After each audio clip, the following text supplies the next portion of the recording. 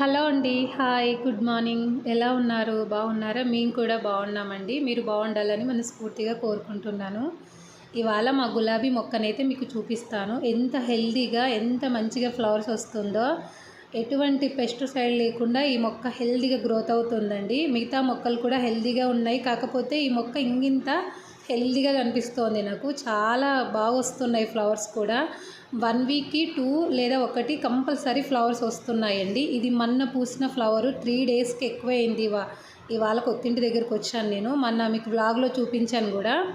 అప్పుడు పూసిన పువ్వు అలాగే ఉంది చూడండి. ఇవైతే నిన్న పూసాయి లైట్‌గా. ఇవాళ ఇంకా ఇప్పుడు కొంచెం విచ్చుకున్నాయి అన్నమాట.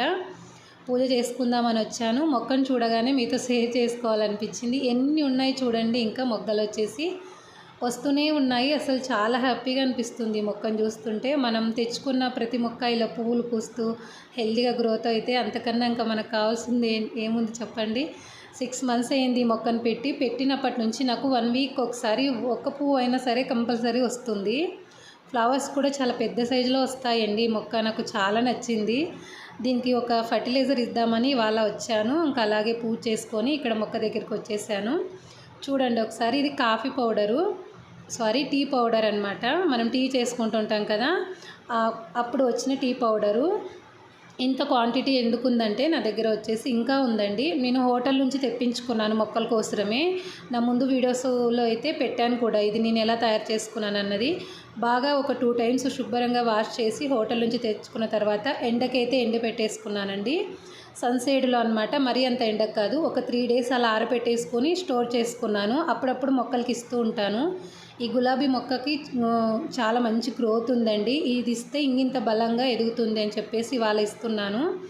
ఫ్లవర్స్ పూస్తూ ఉన్నాయి కదా, దానికి మళ్ళీ మనం బలం తగ్గకుండా చూసుకోవాలి. అందుకు ఒక 4 గుప్పెళ్ళు అయితే ఈ టీ పౌడర్ని వేసాను అనమాట. చాలా బాగా వస్తాయండి ఫ్లవర్స్ మొక్కలకైనా, ఎటువంటి మొక్కలకైనా ఈ టీ పౌడర్ చాలా బాగా ఉపయోగపడుతుంది. ఇంకా గులాబీ మొక్కలకి కానీ మనం ఫ్లవర్స్ మొక్కలకి ఇంకా బాగా హెల్ప్ అవుతుంది.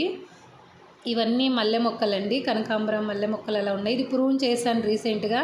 ఎంత గుబురుగా సీడ్స్ వస్తుందో చూడండి, కొత్త లీవ్స్ వచ్చాయి. దానికి కూడా ఇవ్వాలని తీసుకొచ్చాను అనమాట టీ పౌడర్.